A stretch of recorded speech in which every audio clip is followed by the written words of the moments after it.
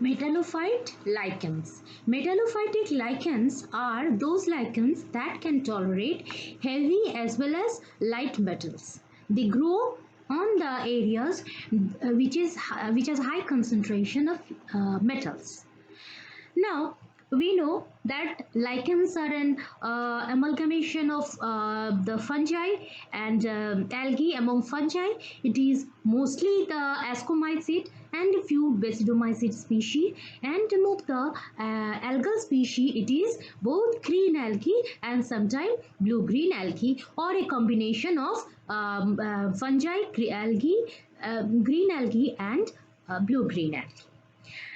Now, we know that this lichens they cover almost 6 to 7% of the earth's surface in the form of uh, growing on the cortex, growing on the soil, and lichens growing on the rock. Lichens have a wide variety of habitat. Among them, we are going to discuss the metal-rich habitats for lichen in this video.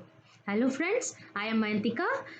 Please like and subscribe my channel to get updates of more videos about lichen and algae. Now, metal-rich habitat. What are the metal-rich habitats?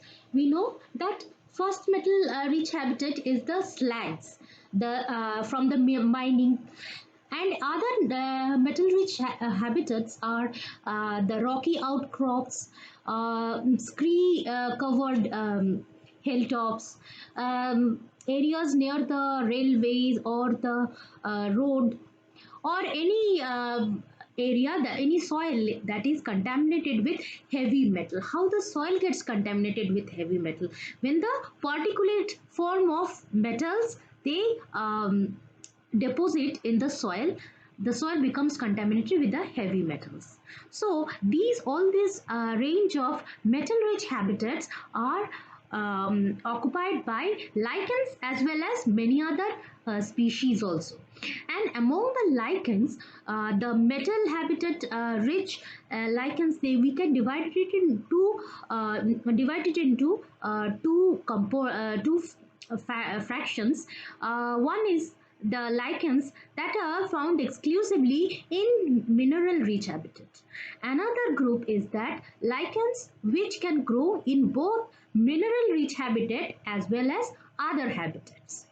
So mainly these lichens that grow on the metal rich area, both soil as well as rock, they are making a complex with the metals and make the metals insoluble, and also at the same time degrade the surface or the substratum of the rock. So the other metallophytic organisms that are found in this in the uh, greyfield area, in the brownfield area, are mosses, liverworts, fern, and many other flowering plants. All these metallophytic lichen, mosses, liverwort, fern, and flowering plants, they are used for the remediation of brownfield sites. Now, what is brownfield sites? Brownfield sites are the land area that has been, declared hazardous because they contain either radioactive metals or heavy metals that is in so high concentration that it has polluted the groundwater, and any plant growing on it is a very resilient plant, and normal plants cannot grow in this brownfield sites. Brownfield sites are mostly found around the nuclear power plant or around the metallurgical units. So these brownfield areas, they are remediated with this metallophytic organisms. This is a picture of Lecanona muralis. We see it is a metallophytic lichen. Now, among the metallophytic lichen, we see mostly crustose and fructic. fruits. But among the two variety, majority of the metallophytic lichens are crustose, as crustose lichens are better accumulator of heavy metals. They hyperaccumulate arsenic, zinc, lead, cadmium, nickel, and they have acid, lichenic acids and oxalic acids that chelate these metals and render them insoluble. These heavy metals, they are bioaccumulated by various mechanisms like surface complexation, biomineralization, as well as physical trapping of the particulate heavy metals. This surface complexation is a process by which the surface minerals on the substrate of the on the surface of the rock, they are complexed with the lichenic acid and the oxalic acid produced by the lichen, and and with water, acid and the minerals, the complex is formed. This is surface complexation on the surface of the rock. Now, biomineralization. Biomineralization is a process. It is not only limited to lichen, but we find biomineralization in animal as well as various plant kingdom. Biomineralization is a process by which any living organism, they produce, they actually use this metals to harden their tissue. They can be in the form of shell, bone, teeth, or in the tissues like in lichens. The metals are found in the cortex as well as the upper and the lower cortex, so that it gives a very rugged and strong support to the lichen. So this is a process of biomineralization. So surface complexation and biomineralization are the processes by which the minerals in the rock or the slag, it is accumulated. Now, there are also particulate form of metals and other substances in the dust and the soil particles in pollen, bacteria, virus, various organisms like dust mites, and even the dead organisms, even the other matters like our hair and even the dead skin of our body. These are the particulate matters in any hair. So apart from the metal, these substances are also, they get deposited in the lichen, and the lichen utilize these particulate matter in the hair to as a as a mineral nutrient, as organic and inorganic nutrient. uh, and this process, entire process, how the metals are accumulated in their body of the lichen, they are detected by electron microscopy and electron probe analysis. Now, both electron microscopy and as well as the electron probe analysis, they use electron beam to find out the surface composition as well as the surface structure of the lichen. Though the principle is same, but the process of both this electron microscopy and electron microprobe, it is slight different, but the principle is same. By these two processes, we actually determine how the metallophytic lichens, they accumulate the metals.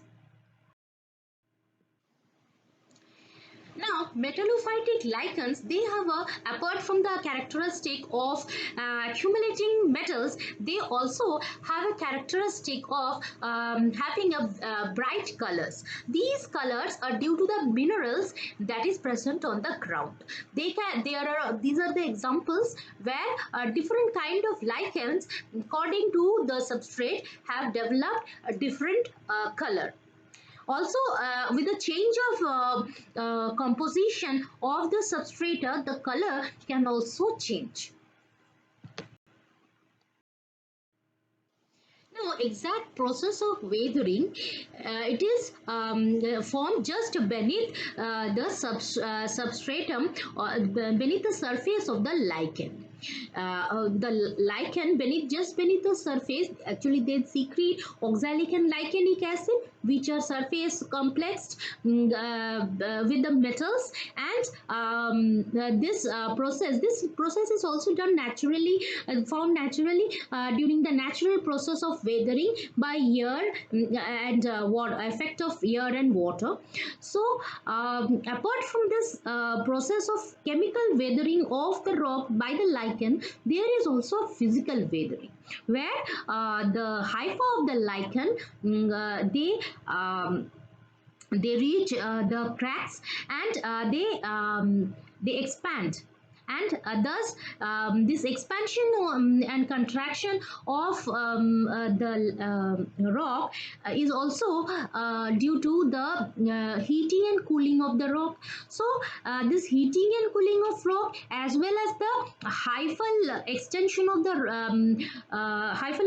the lichen to the rock cracks and crevices, both these processes break down the rock physically, and chemically too it secretes acids which chelates the metals.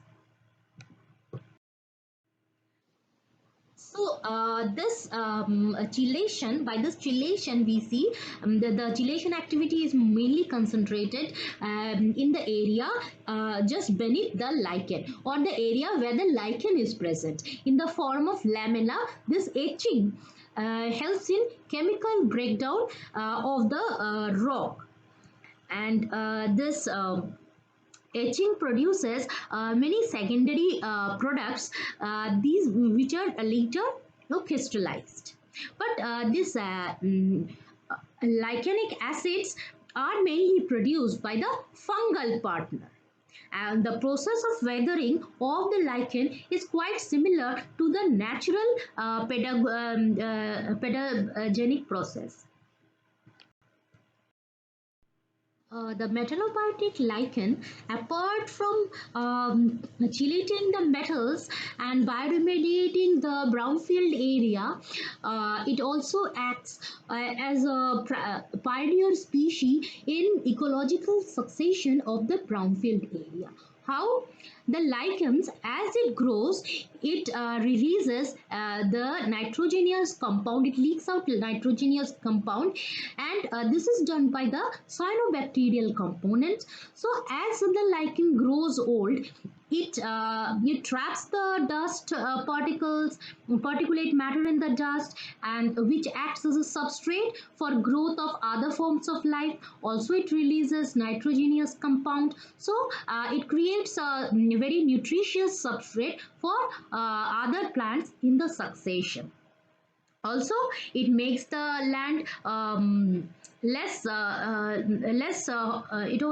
makes the land more hospitable for other type of plants, because metals are accumulative poison. So these metal rich area, they if they are reduced of their metal content, they can be made fit for growth of even non-resilient species of plants. So thus metallophytic lichen, it helps in both bioremediation as well as pioneer species that in the metal rich area, which brings a succession in that area. Now metallophytic lichens, though they are very resilient to metals, but they are not totally resilient because they have also threats which comes in the form of physical trampling of the area, physical disturbance of the area, physical like trampling by human and the stray animals, so they can damage the lichen. Also, there has been a trend to use these metal rich habitats for afforestation with economically important timber trees. So as the timber trees grows, there will be shading of the area, and the lichens that are growing on the mineral rich soil or mineral rich rock, they will eventually die off due to shading, because the algal partner of the lichen, it requires high sunlight to photosynthesize. So if we want to have the lichens, metallophytic lichen in these brownfield sites, there should be a balance between how much area there should be used for afforestation and how much area we can use for growth of this metallophytic lichens. Otherwise, this metallophytic lichens will become gradually endangered. These are the examples of names of the metallophytic lichens. And with this, I come to the end of this video. If you have some queries, please write in the comment section. And if you want me to make some more videos regarding the particular species of metallophytic lichens or any other thing about the lichens, please write it on the comment section. Thank you for listening to this video. Please like the video, share with your friends, subscribe the videos to get more videos about botany, various botany topics. Thank you.